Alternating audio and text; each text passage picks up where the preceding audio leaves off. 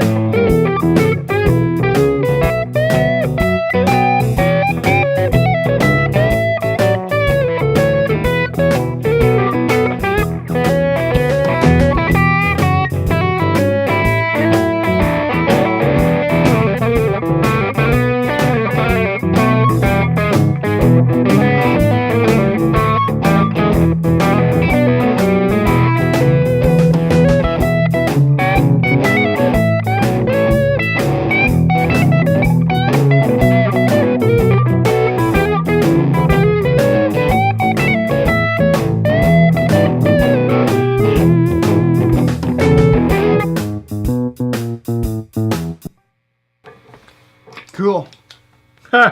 Blues. Right? Am I right? So that's the Trio. That's the band in the box pedal. Who needs a bass player? No bass player needed, I know. which means you can get rid of your couch. Boom-ts. Now, send us your best bass player jokes. Put it here. No, so this is like a really cool pedal, man, especially for practicing. It's got so what you do, like you play like a really basic intro because you don't want to be like,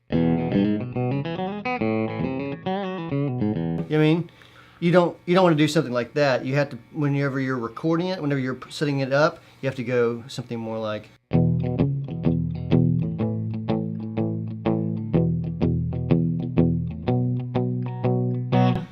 And the reason is you're setting the beat with your picking, and it's listening to what tones you're playing.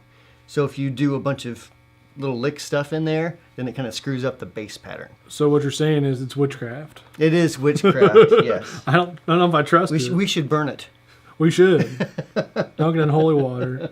But I mean, it's cool. So I'll get down here and play around with it a little bit. So obviously I just recorded that pattern, but it's got all different kinds of styles. You can change the time. You can speed it up and slow it down.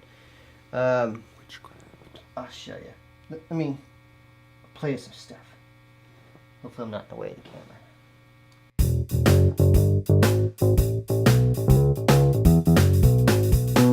That's for your methed out bass players. That's for your drunk bass players. Do what? So that's for your methed out bass players. So that's for your drunk bass players. Okay, so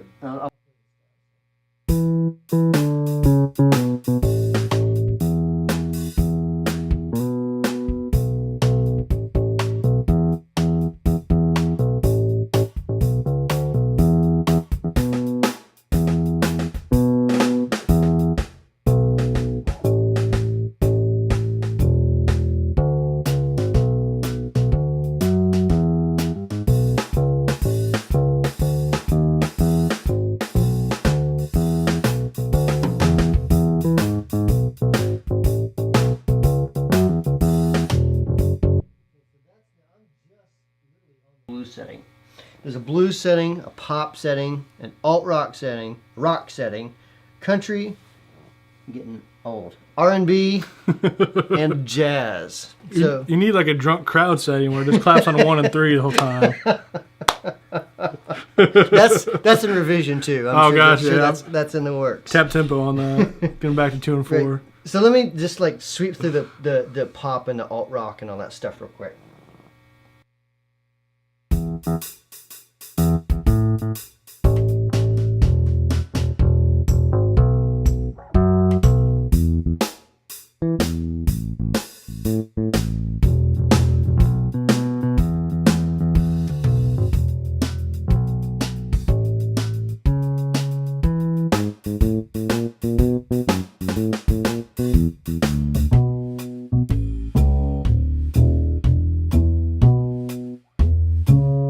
So that's like the jazz setting, which means the random notes that don't really need to be there, right?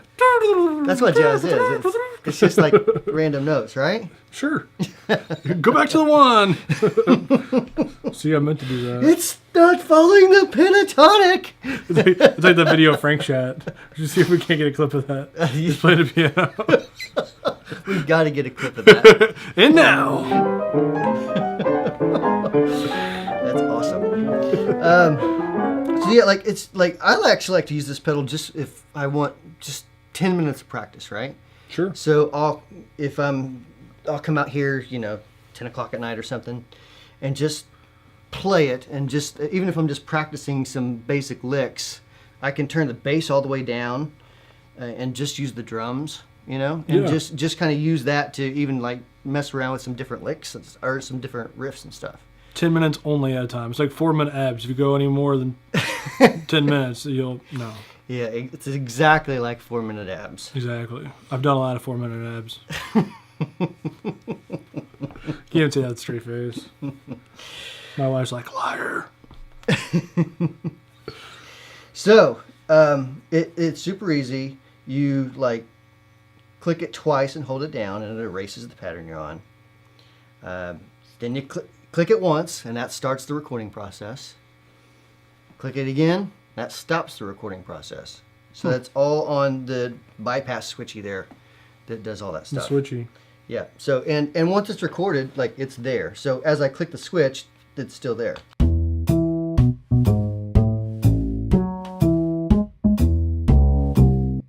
So sounds like it could be like theme music, just like walking in the fridge.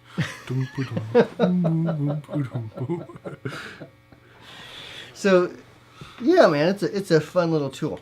And right now I actually have it ran out into the mixer. So what you're hearing is like the actual mixer mix. I'm sure that's technically correct. The mixer mix. Mixer mix a lot. Now you can just run it into your guitar amp, and at that point, like the drums and bass are actually EQ'd to be ran through a guitar amp. Oh, clean. You gotta have it clean in order to distort it, of course. But so I mean, it's kind of set up for that. So which is really cool. So right now, like my output's going to my amp, so that's just a guitar passing through. Drums and bass are going over there. So, and let me mess with the bass and drum setting real quick.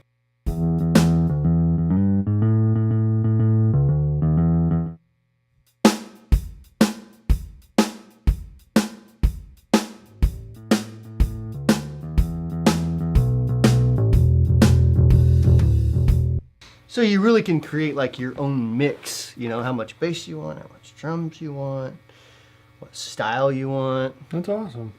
The only thing you can't do is, I haven't found a way to do like double bass. Double kicks? Yeah, like a double bass drum pattern. And maybe I'm just not playing the right stuff. Every time I chicken pick, it just does not do a double bass thing. I wonder why. That's a higher power telling you. No. No. Spraying the water bottle. So yeah, man, that's cool. Awesome. You want to play something real quick? Sure. Want to trade off some 16s? Sure. You want a different pattern? You just want to go off this? Let's go over that. Okay. Listen to it. Get in the groove here. I'll play rhythm first.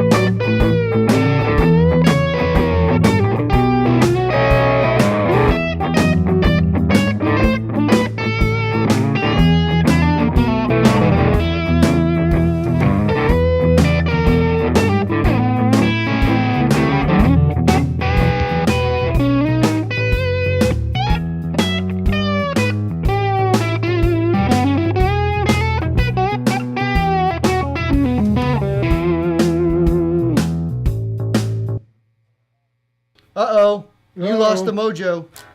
Oh, battery shut off. Are you serious? Now that's a great place to stop here. So what kind of power supply are you using that you just lost some battery on? Excellent. Well, it's actually a tribute to how cool the battery is. It's the pedal train Volto. It's supposed to run like all your pedals nonstop for like 6 hours. But I've actually used it like 4 3-hour rehearsals now, plus the 35 minutes before I got fired. And it is ran, but the battery literally just stopped. So kudos, pedal train. If you want to send me another one, no, I'm just joking. No, but I really do like it. It's pretty cool. It has 2 9-volt outs on it. It's lithium ion. You plug it up via micro USB. Usually I just like plug it in my car on the way here in a cigarette lighter. That's that cool. So the question is, did you plug it into the cigarette lighter? Am I fired? Stay tuned. So that answer would be no, I didn't. Because I'm going to be fired. No, I looked down, I'm like, oh, there's no more blinking lights. But it literally ran strong until it died. So, thanks. So let this be a lesson that if you're making a video that requires the power, don't charge anything before. No, don't do that. The audience loves that. For serious. So I have a question now. Let's say that you're playing a gig, and it just stops. Is Sure. there like a master byte? Well, you can't use a buffered pedal, so you have no power. I do have a backup plan for this, right? Okay. So, everything, all my drives and one delay are on a 3-part daisy chain. So, like, if worse comes to worse, I plug a wall wart into the wall. Then I plug it the other end of my daisy chain. I have 3 pedals that are active. So you can still run it like you would like a one spot or a traditional power supply. Absolutely. Just run it to the wall and you got power again. All the same daisy chains and everything. So you don't be like, you're not going to be at the gig going, all I need is 45 minutes. All I need is 9 9-volt batteries. Just take them out of your smoke detectors. Let's do this. No, yeah, I mean, 3 or 4 minute, change. I usually have one plugged in just in case. You can literally do it before the end of the song. So that's cool, man. I let the battery run down just as an example of a segue to lead in. No, I didn't. Completely planned. It was dumbassery at its finest. Dumbassery. It's English. Look it up. I'm gonna look that up on the Wikipedia Webster's. real quick. Webster's. That's probably Define better. dumbassery. Ask Siri what that means. Siri just says you. No. All I could find was this, and it's a picture of Max. Me holding the power in the Volto. No, but yeah, it really is a great power supply. I'm just I'm lazy. It's an inherent quality. So as far as the trio goes, like, what do you think? Is that? I mean, what's it like? $300? I think they're $300 or something. It's definitely cool. Yeah, it's like I'm trying to think. TCU's Ditto Looper is cool because like you can do like your own patterns. But this is like if you're looking for something more of like a live setting or like a mock live setting, I think it'd be awesome, man. What I did actually, we just filmed a video for it yesterday. That probably might be out in a couple weeks. But what I did is I ran the trio into my Ditto Looper, and so what I did is like I would play. I recorded the part on the trio, so you have bass and drums. Sure. And then I hit the Ditto Looper and recorded the rhythm guitar. Oh, that's cool. And then I turned off the trio, so then on my Ditto, what I had was bass, drums, guitar, like basically like a little backing band. And then I practiced. You know what I mean? Who needs personal interaction anymore? This is so. Next time, all you need is go to your gig with your trio, with your vocal mic, your guitar, and charge them $500. Then they'll start wanting to split with your pedal, and you're like, that's an awkward situation. Then you have a VH1 behind the music. I don't know what that's supposed to mean. I'm just riffing here. All right, cool. Well, let's take some questions. Good place to take some questions. Sure. Dryer Projects writes in, I have a pretty decent multi-effects unit that I use with a handful of analog boxes. I'm pretty happy with it as a small movable setup. My friend built me a little 2 preamp box a while back and suggested I use it with the multi-effects. What do you think? Can using a tube or analog preamp in coordination with a digital effect get the best of both worlds, or am I fooling myself? If it can help, where should it go?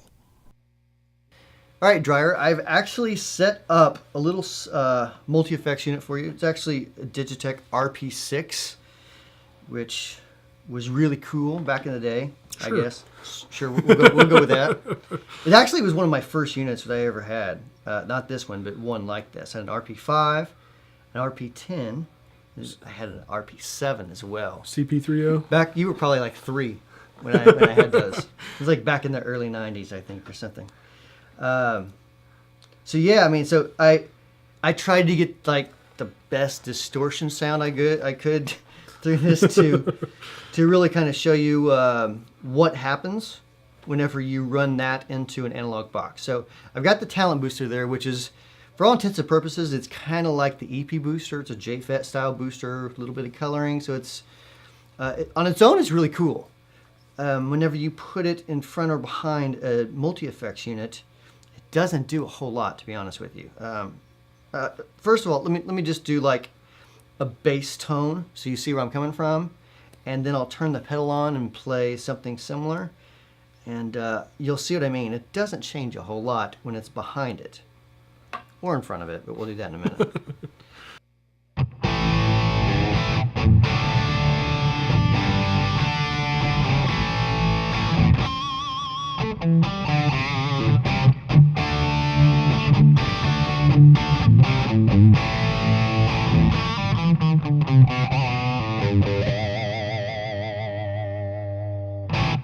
It's got a lot of sound on that one. It's got sound. It makes the sounds. Might not be good sound, but So I set that to be at unity volume, which means there's no boost in volume. Same thing. And here we go. Watch for the gigantic amount of change back. explosion.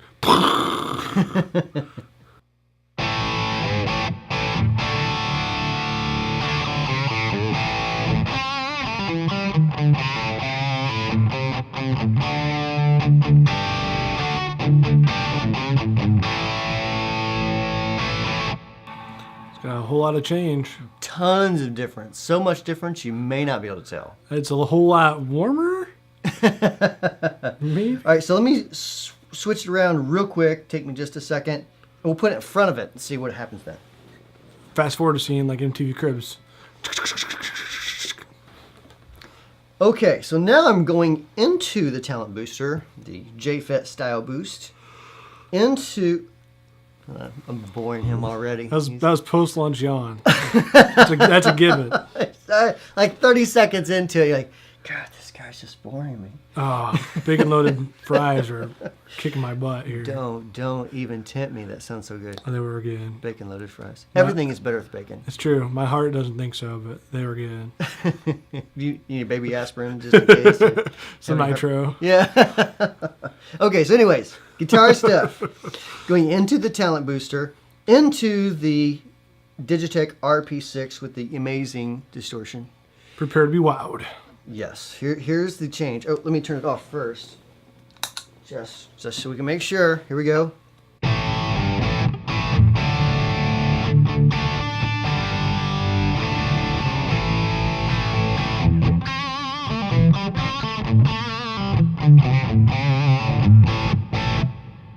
Now, check this out.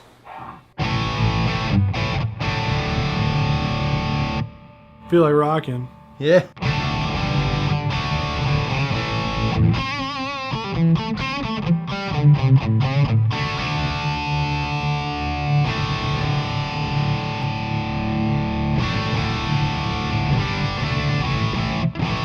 Haunting mids. Very haunting. Yeah. I got nothing here. So to answer your question, if you're using a multi-effects, you might get a little more coloration, low, high-end roll-off, a little warmer EQ, I guess, with using some sort of tube box, maybe, possibly. Probably not a whole lot of difference though. Like if I was excuse me, if I was really wanting to change my sound, the first thing I'd do is go to eBay and sell it. And then I would probably, and this is like if I'm really obsessed about guitar tone.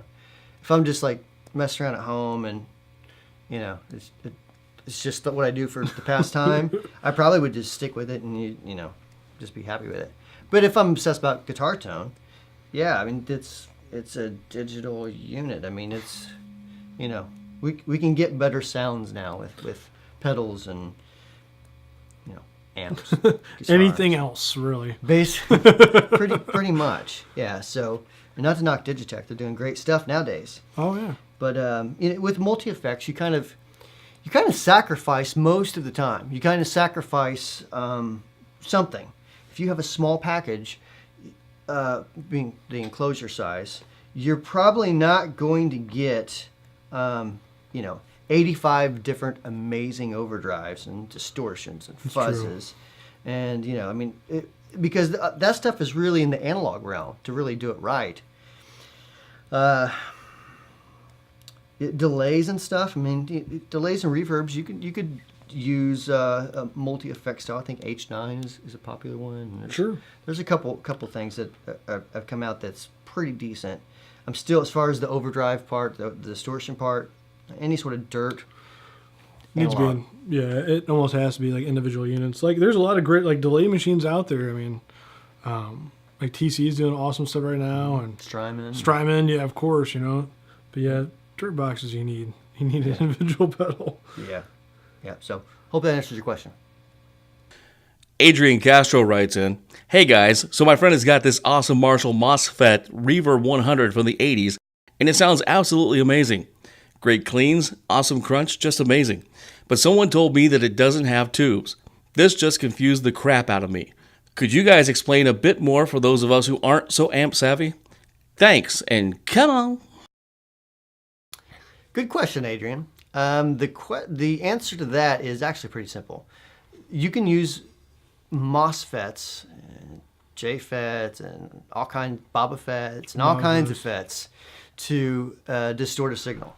So even though it says Marshall on it, and I'm assuming it doesn't have tubes. I didn't look it up online, and I don't recall, but you don't have to have tubes to create distortion. For example, the pedals that we have, we don't have tubes in them. They are using op amps, JFETs, and for serial.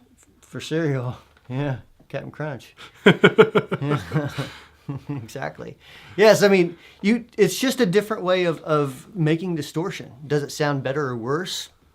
I don't know. I mean, you can make all that technology, all the different type of topology. You can make it sound good. You can also make it sound bad. And the same thing with tubes. You can make it sound good, and you can make it sound bad. That's true. You probably played some bad tube amps. I know I have. I've played quite a few, yeah. And I've played some distortion boxes, not ours, that sound really great.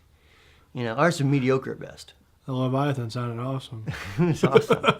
So no, I mean, there's not really like a hard and fast rule. You don't have to have tubes in your preamp overdrive, whatever, to have distortion. So, hope that answers your question. All right, so that's the show for today. Odd that we're in a totally different place, but it felt cool. We jammed. We had some jamming going on. Jam. I played both licks that I know. Me too. And the E chord I've been working on. Exactly. Turned out good. Exactly. E, A, and B today. In the shred shed, if you will. The shred shed. I like it. So, all right. So if you're listening on the podcast, you have any questions, make sure you email. What is it? Podcast at wamplerpedals.com. Yeah. If you forget that, go to our website, shoot us a mail from there. There's a contact form there on the website. If you're watching this on YouTube, make sure you like, comment, and subscribe if you're not subscribed. So until next week, thanks for watching.